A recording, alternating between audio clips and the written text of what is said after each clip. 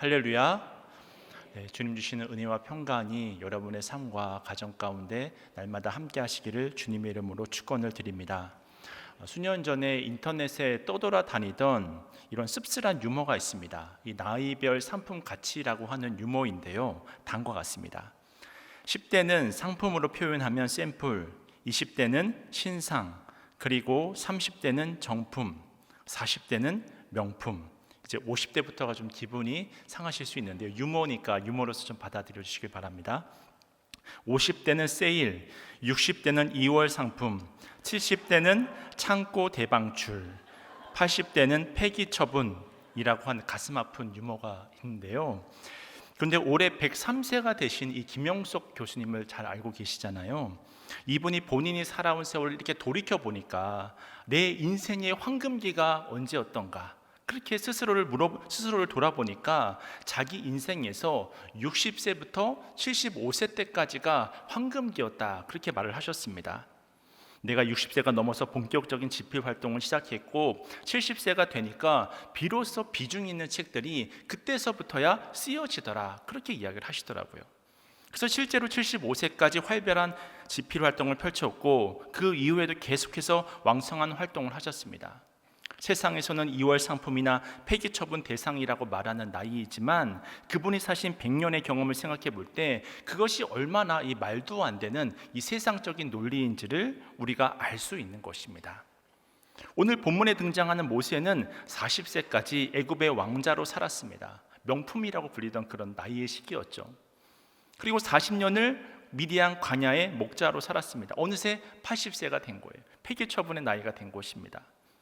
무려 40년 동안 양을 쳤는데 장인의 그늘을 여전히 벗어나지 못하고 있습니다. 그렇게 남의 양떼나 치고 있는 안타까운 삶을 살아가고 있는 것입니다.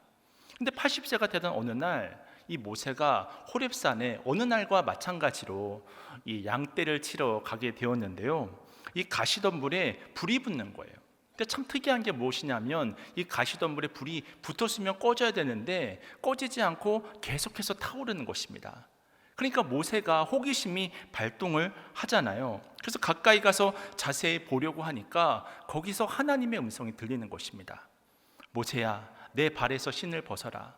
내가 선 땅은 거룩한 땅이다. 그런 하나님의 음성이 들리는 것입니다. 사실 저도 성지순례를 가서 보았지만 이 떨기나무라고 하는 것이 이 광야에 있는 잡목이거든요.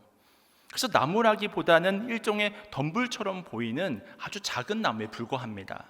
그래서 목재로도 쓸 수 없고 가시가 있기 때문에 베어다가 땔감으로도 쓸 수가 없는, 어떻게 보면 정말 쓸모없는 나무입니다. 그래서 모세는 어쩌면 호렙산을 수도 없이 지나다니면서 이 떨기나무를 바라보면서 자기를 투영했을지 몰라요. 그러면서 떨기나무야, 너는 어쩌면 나와 같으냐, 내가 어디를 봐도 쓸모없는 것처럼 너도 그렇구나, 그런 식으로 이제 자기를 투영했을지도 모릅니다. 그런데 하나님께서는 다른 곳이 아니라 바로 그 쓸모없는 것 같은 떨기나무에서 꺼지지 않는 불로 임재하시는 거예요. 그리고 소명을 주시잖아요. 이것이 무엇을 말하는 것일까요? 왜 하나님은 아무런 쓸모가 없어 보이는 그 떨미나무에 나타나셨을까요? 그것은 바로 모세처럼 본인을 쓸모없다고 생각하는 그 사람을 포기하지 않고 오히려 그때로부터 80세 때부터 다른 사람이 인정하지 않고 잊혀진 세월을 살아가는 그때로부터 불꽃 같은 인생으로 사용하시고자 하는 하나님의 마음이 들어있는 줄로 믿습니다. 실제로 그날 이후로 모세는 불꽃처럼 타오르는 이 출애굽의 지도자가 되잖아요. 그리고 심지어 그가 죽기 전인 이 120대의 모습을 신명기 34장 7절은 이렇게 표현을 하는데요, 모세가 죽을 때 나이 120세였으나 그의 눈이 흐리지 아니하였고 기력이 쇠하지 아니하였더라. 모세가 죽을 때 나이가 120세였는데 그의 눈이 흐리지 아니했고 또 기력도 쇠하지 않았다고 이야기를 합니다. 그러니까 모세는 마지막 죽음의 순간까지도 영적인 지도력을 잃지 않고 있다고 하는 사실을 우리가 성경 말씀을 통해서 확인할 수 있다고 하는 것입니다. 사실 많은 분들이 은퇴를 하게 되면 꺼진 불과 같은 마음을 가지게 되어지고 또 나이가 들고 또 건강이 안 좋아지게 되면 몸이 예전 같지 않고 생각이 예전 같지 않다 보니까 낙심의 마음이 밀려 들어오기도 합니다. 사실 이것은 젊은 사람도 예외가 아니어서요, 젊은이들도 어떤 일에 크게 실패를 하고 나면 다시는 무언가를 시도하고 싶지 않은 그런 의욕 상실에 걸리기도 합니다.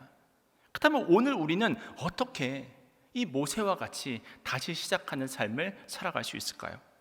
오늘은 본문을 중심으로 좀 크게 두 가지로 나누어서 이 말씀의 은혜를 함께 나누고자 하는데요, 첫 번째로 우리가 다시 일어설 수 있기 위해서는 자신이 아니라 하나님께 소망을 두어야 합니다. 사실 사람에게 있어 중요한 것이 여러 가지가 있는데 그중 가장 중요한 것이 소망입니다. 소망이 있으면 죽었던 모든 것이 살아납니다. 얼굴이 변하고 말이 변하고 결국에는 그러다 보면 우리의 인생 자체가 변화되게 되는 것입니다.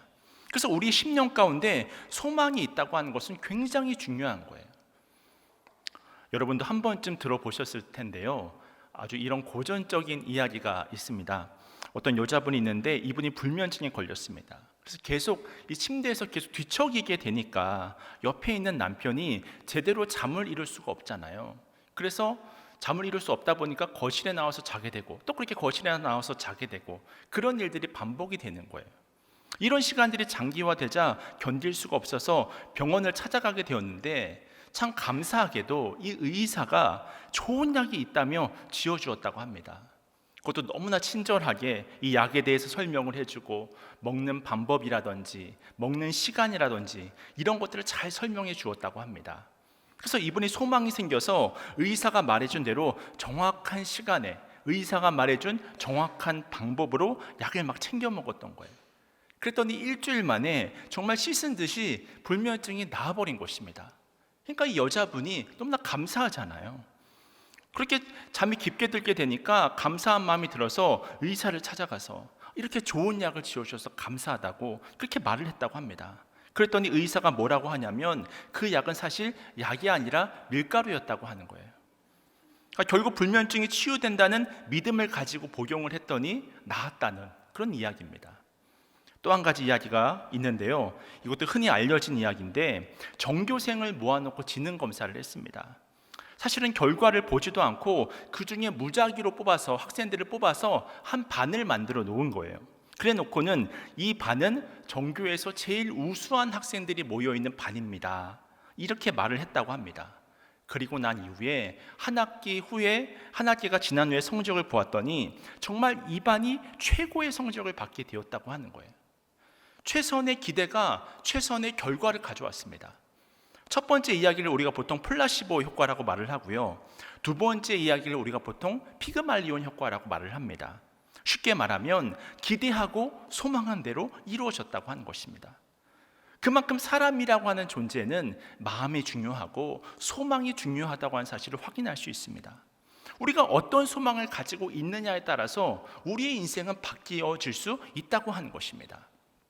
그런데 요즘 들어서 세상 가운데 그런 질문들을 많이 하는 것 같습니다. 우리나라에 소망이 있습니까? 우리 정치에 소망이 있습니까? 우리 경제에 소망이 있습니까? 우리 사회에 소망이 있습니까? 우리 한국교회에 소망이 있습니까? 그리고 나의 삶에 소망이 있습니까? 이런 질문을 하면 어떤 분들은 이렇게 말씀을 하십니다. 우리 사회는 소망이 없습니다. 그럼 또 어떤 분들은 또 이렇게 말씀을 하십니다. 소망이 왜 없냐고, 소망은 있다고 그렇게 말씀하시는 분도 계십니다. 또 어떤 분들은 소망이 있는 것 같기도 하고 어떨 때는 소망이 없는 것 같기도 하고 그렇게 잘 모르겠다고 말씀하시는 분도 계십니다. 근데 이 소망을 이야기할 때 우리의 문제가 무엇이냐면 지금 현재 되어져 가고 있는 상황들을 바라보면서 소망이 있다, 소망이 없다를 판단한다고 하는 거예요. 그 판단의 근거가 바로 나입니다. 내 인식입니다. 내 생각입니다. 경제가 회복될 기미가 보인다, 그러면 소망을 가집니다. 또 자녀들을 이렇게 관찰을 해보니까 하나님의 관점에서 자녀를 봐야 하는데 그것이 아니라 자녀를 이렇게 보게 되어지니까 얘가 공부도 좀 잘하고 또 사교성도 있고 또 착실하고 성실하고 이런 것들을 보게 되니까 이 아이가 소망이 있네, 보통 이렇게 이야기를 합니다. 그래서 대부분의 사람들은 희망이 있다 없다를 판단할 때 그 배경적 상황을 소망의 근거로 제시하는 경우가 너무나 많다고 하는 거예요. 그런데 우리 믿는 사람들에게는 그런 상황이 소망이 아니라 오직 예수 그리스도가 우리의 소망이 되는 줄로 믿으시길 축원을 드립니다. 우리는 오직 예수님만을 우리 소망의 근거로 삼아야 합니다. 근데 오늘 본문에 등장하고 있는 안타까운 사실은 무엇이냐면 모세가 이처럼 하나님께 소망을 두지 않고 자기 자신만 묵상하고 있습니다. 그래서 절망에 빠졌습니다. 이 사실을 출애굽기 4장 10절 말씀은 이렇게 밝혀주고 있는데요. 다 함께 출애굽기 4장 10절 말씀을 읽겠습니다. 시작. 모세가 여호와께 아뢰되 오 주여 나는 본래 말을 잘하지 못하는 자니이다. 주께서 주의 종에게 명령하신 후에도 역시 그러하니 나는 입이 뻣뻣하고 혀가 둔한 자니이다. 우리는 이 10절 말씀에서 이 반복되는 단어에 좀 주목을 해볼 필요가 있는데요. 모세는 계속해서 어떤 단어를 반복해서 사용하고 있습니까? 나는 본래 말을 잘하지 못합니다. 나는 입이 뻣뻣하고 혀가 둔한 사람입니다. 이렇게 모세는 지금 나는 이런 단어만 지금 계속 반복하고 있는 것을 우리가 본문 말씀을 통해서 확인할 수 있지 않습니까? 그러니까 모세는 지금 자기 자신에 대해서만 계속해서 묵상하고 있는 거예요. 이것이 바로 마귀가 역사할 때 나타나는 현상입니다. 분명 성경 말씀을 보면 예수님께서 세상 끝날까지 너희와 함께 할 것이다 약속하셨잖아요. 분명 가끔 함께 할 것이다가 아니라 항상 함께 할 것을 약속하시지 않았습니까? 그러니 우리 믿는 자들은 어떻게 해야 합니까? 예수 그리스도가 소망이잖아요. 그러면 항상 소망을 가져야 하는 것이 맞는 것이지 않겠습니까? 근데 마귀는 자꾸 자기 자신에 대해서 말하게 하는 거예요. 나에 대해서만 묵상하게 하는 거예요. 그리고는 하나님의 능력에 대해서 말하지 않습니다. 하나님의 섭리와 일하심에 대해서 더 이상 설명하지 않는 거예요. 이렇게 마귀의 꿈에 빠져서 자신만 묵상하면 이 세상 그 누구라도 예외 없이 절망에 빠질 수밖에 없습니다. 왜냐하면 이 세상을 살아가는 모든 인간은 다 한계가 있기 때문입니다. 이건 오늘 본문의 모세뿐만이 아니라 그 위대한 선지자 예레미야가 처음 부름을 받았을 때 그 모습을 보아도 우리가 동일하게 확인할 수 있는 이야기거든요. 하나님께서 예레미야를 부르셨습니다. 예레미야서 1장 5절 말씀인데요.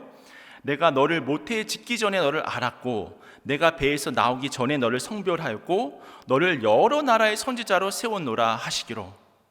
모태에 짓기 전에 알았다고 하시고 배에서 나기 전에도 알았다고 하시고 성별해서 선지자로 세웠다고 하면 그것으로 끝내야 되잖아요. 그것으로 내가 믿음으로 받아들여야 하잖아요.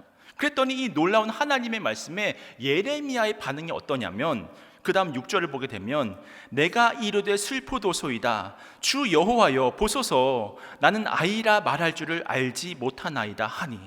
뭐라고 이야기를 합니까? 내가 이르되 슬프도소이다. 나는 아이입니다. 말도 할 줄 모르는 아이와 같은 그런 존재입니다. 그렇게 이야기를 하고 있단 말이에요. 여러분, 이처럼 우리가 하나님이 아니라 세상을 의식하고 사람의 시선만 자꾸 신경 쓰게 되면 이 위대한 선지자 예레미야조차도 너무나 부끄러운 모습을 보일 수밖에 없는 거예요. 그렇게 되면 놀라운 이 하나님의 말씀이 매일 선포되는데도 불구하고 그 말씀이 영향력이 없습니다. 영향력이 없는 정도가 아니라 어떨 때는 그 말씀을 대할 때 그 말씀을 감당하지 못하는 나를 바라보면서 슬퍼요. 낙심이 됩니다. 그랬더니 하나님께서 정확하게 예레미야의 문제를 아시고 8절에서 어떻게 이야기를 하냐면 예레미야 1장 8절 말씀입니다. 너는 그들 때문에 두려워하지 말라.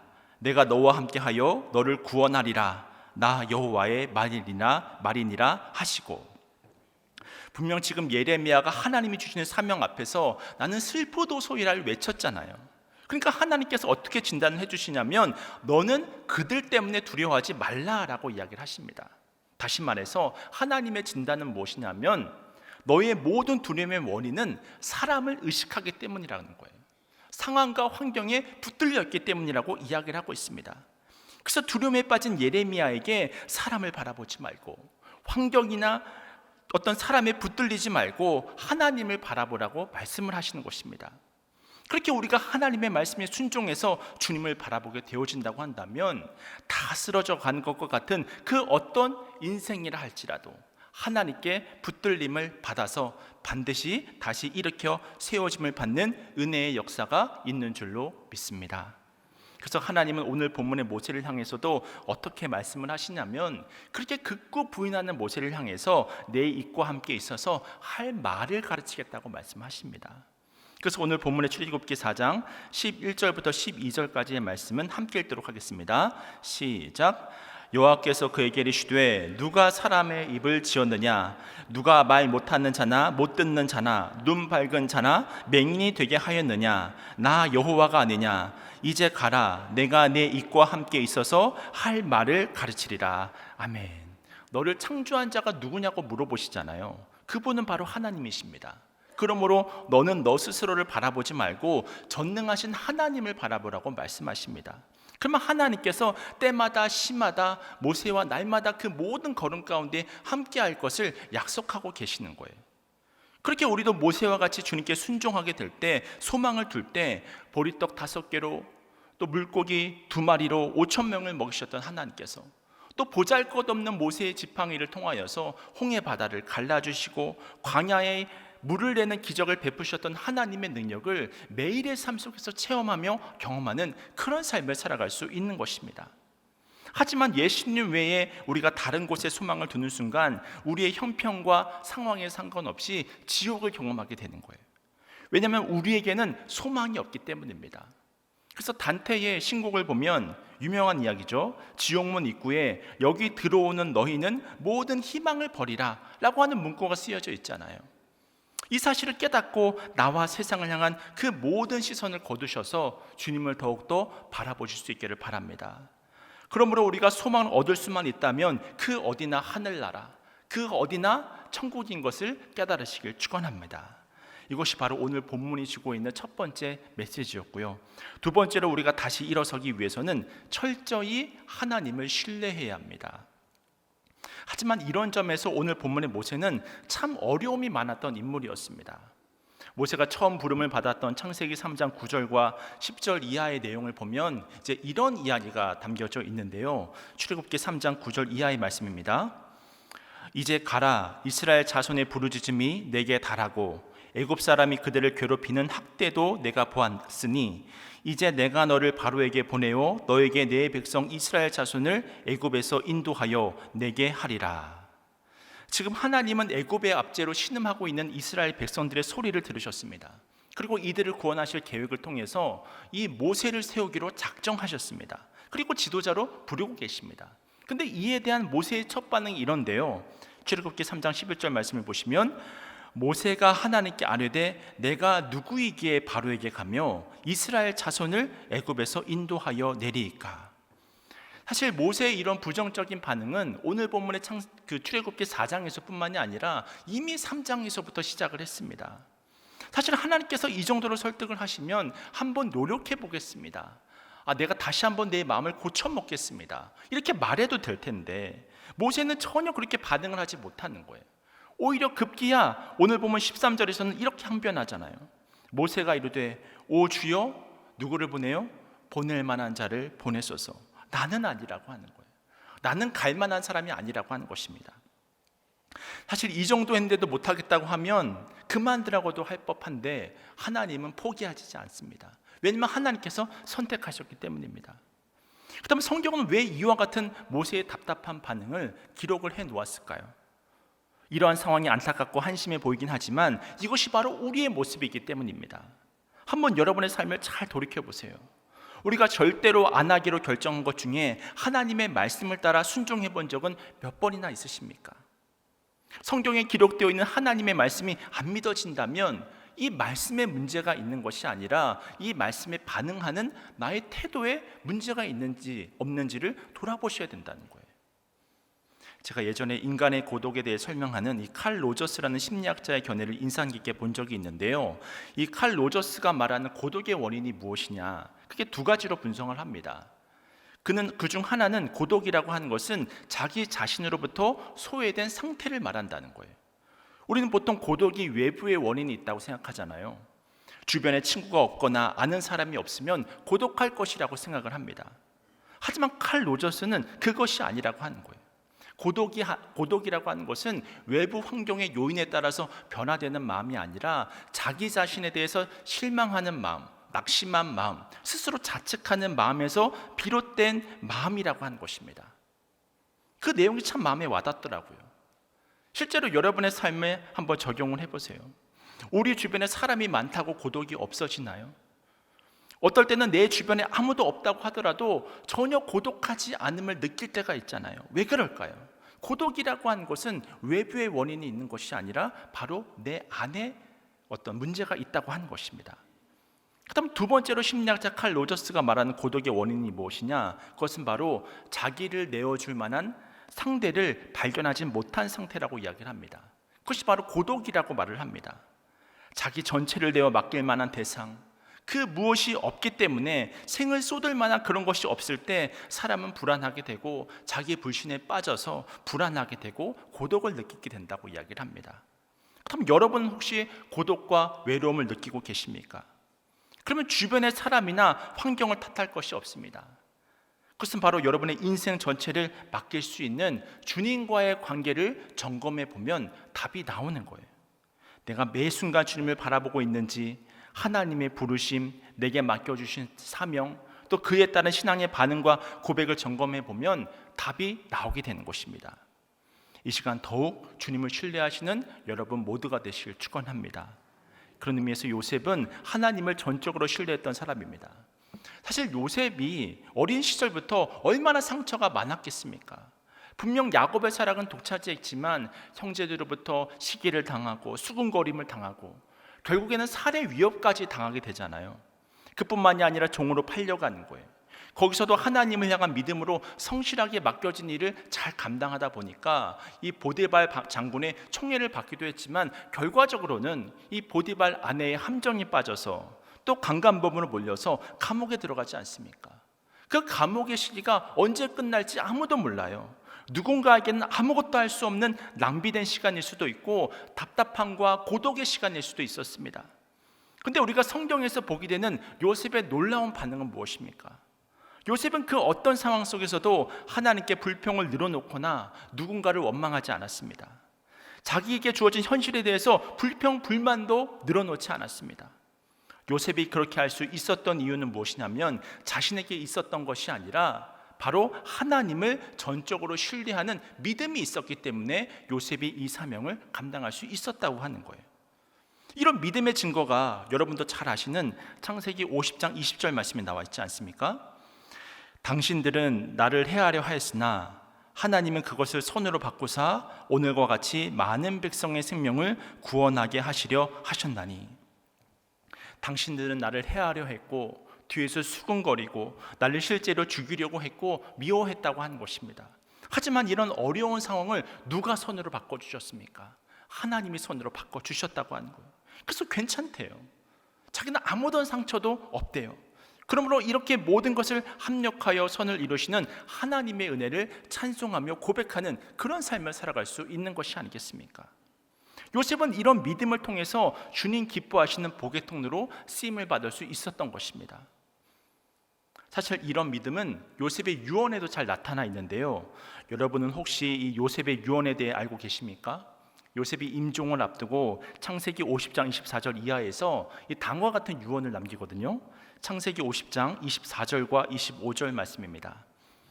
요셉이 그의 형제들에게 이르되 나는 죽을 것이나 하나님이 당신들을 돌보시고 당신들을 이 땅에서 인도하여 내사 아브라함과 이삭과 야곱에게 맹세하신 땅에 이르게 하시리라 하고, 요셉이 또 이스라엘 자손에게 맹세시켜 이르기를 하나님이 반드시 당신들을 돌보시리니 당신들은 여기서 내 해골을 메고 올라가겠다 하라 하였더라.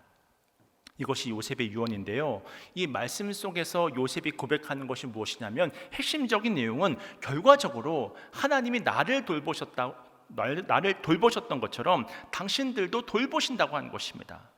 이 믿음의 요셉을 평생 주님의 사람으로 쓰임받을 수 있게 했던 거예요. 요셉은 이 믿음을 통해서 주어진 그 모든 어려움을 이겨낼 수 있었습니다. 그래서 베드로전서 5장 7절도 말씀하시잖아요. 너희 염려를 다 주께 맡기라. 이는 그가 너희를 돌보심이라. 할렐루야. 주님께서 우리를 돌보십니다. 이 시간 이 사실을 신뢰하시면서 그 모든 근심과 염려를 주님께 다 맡기시길 축원합니다. 우리가 그렇게 할 수 있는 이유는 바로 하나님의 돌보심을 매 순간 신뢰하고 있기 때문입니다. 결국에는 합력하여 선을 이루실 그 하나님을 바라보기 때문입니다. 마지막으로 이 이야기만 드리고 말씀을 마치려고 하는데요. 제가 좋아하는 시 중에 이 장석주 시인이 쓴 대추 하나리라고 하는 시가 있습니다. 저는 이 시를 볼 때마다 이 하나님의 돌보심을 생각하게 되는데, 이 시의 내용은 다음과 같습니다. 적의 저절로 붉어질 리는 없다. 저 안에 태풍 몇 개, 저 안에 천둥 몇 개, 저 안에 벼락 몇 개, 저 안에 번개 몇 개가 들어있어서 붉게 익히는 것일 게다. 적의 저 혼자서 둥그러질 리는 없다. 저 안에 무설이 내리는 몇 밤, 저 안에 땡볕 두어 달, 저 안에 초승달 몇 달이 들어서서 둥글게 만드는 것일 게다. 대추야, 너는 세상과 통하였구나. 얼마 전 우리가 이렇게 입추를 지나게 되었는데요, 이 시신을 묵상하다 보니 우리가 쉽게 먹을 수 있는 이 대추 한 알이라고 하는 것이 얼마나 소중한지를 생각하게 되잖아요. 이 대추 한 알이 있기까지 얼마나 많은 시간과 시련이 있었는지를 우리가 확인하게 되지 않습니까? 이 대추 한 알도요, 저절로 열매를 맺혀진 것이 아닙니다. 수많은 시간을 지나고 또 수많은 어려움을 지나서 열매가 맺히는 거예요. 아무도 주목해보지 않는 그 순간에도 비바람을 온몸으로 견디고, 또 장렬하는 태양 속에서도 조금씩 연걸어가는 이 대추의 생명력이라고 하는 것이 얼마나 신비롭습니까? 또 얼마나 아름답고 귀합니까? 그런 것들을 보니까 우리가 사는 이 세상에 존재하는 것들 중에 그냥 있는 것은 없다고 하는 사실을 확인하게 되지 않습니까? 다 하나님께서 허락하신 거죠. 하물며 우리 사람들, 우리 인생들, 지금 이 자리에서 예배드리는 이 순간까지 우리가 그냥 이 자리까지 온 사람은 아무도 없잖아요. 주님께서는 공중의 새와 들의 백합화도 돌보신다고 말씀하시며, 하물며 너희일까 보냐, 그것을 말씀하셨던 분이잖아요. 그런 의미에서 우리가 이 세상 그 수많은 사람들 중에서 하나님의 택함을 받고 또 하나님의 은혜를 입었으니 우리 한 사람 한 사람이 얼마나 축복된 사람입니까? 이와 같은 하나님의 돌보심을 기억하게 될 때 우리는 우리에게 주어진 시간을 가치 있게 볼 수 있는 영안이 열리게 되는 거예요. 왜 그리스도인의 시제라고 하는 것은 현재라고 이야기를 하지 않습니까? 그래서 레오 톨스토이가 이런 말을 했잖아요. 가장 중요한 때는 언제입니까? 지금이고, 가장 중요한 사람은 누굽니까? 지금 나와 함께 있는 사람이고, 가장 소중한 일, 가장 중요한 일은 무엇입니까? 바로 내 곁에 있는 그 사람을 위해서 좋은 일을 해주는 것이다. 이처럼 나를 주저앉게 하고 나를 낙심하게 하는 그 상황과 환경을 묵상하지 말고 하나님께서 허락하신 오늘과 내게 주어진 사랑과 상황에 대해서 우리가 할 일은 하나님의 돌보심을 신뢰하면서 감사를 고백하는 것입니다. 그리고 이 모든 상황 중에 하나님을 찬양하는 것입니다. 이런 전적인 하나님의 돌보심을 향한 신뢰가 회복될 때 우리는 다시 그 어떤 자리에서든 일어날 수 있게 되는 줄로 믿습니다. 분명 우리는 앞으로 인생을 살아가면서 지난주 우리가 겪었던 태풍처럼 비바람을 맞을 때도 있고 벼락과 같은 상황들을 마주칠 때도 있습니다. 바라기는 그때 나에게 집중하지 마시고 주님을 더욱더 바라보시길 축원합니다. 그리고 날마다 우리가 해야 될 것은 무엇이냐면 하나님의 돌보심을 신뢰하는 거예요. 모든 것을 합력하여 선을 이루시는 그 하나님의 은총을 기억하는 것입니다. 그러므로 모세와 같이 무너진 삶의 자리에서 모든 것이 다 잊혀져 버린 것과 같은 그런 상황 속에서도 다시 일어나셔서 주님께 더욱 귀히 쓰임받는 믿음의 자녀가 되실 수 있기를 주님의 이름으로 축원을 드립니다.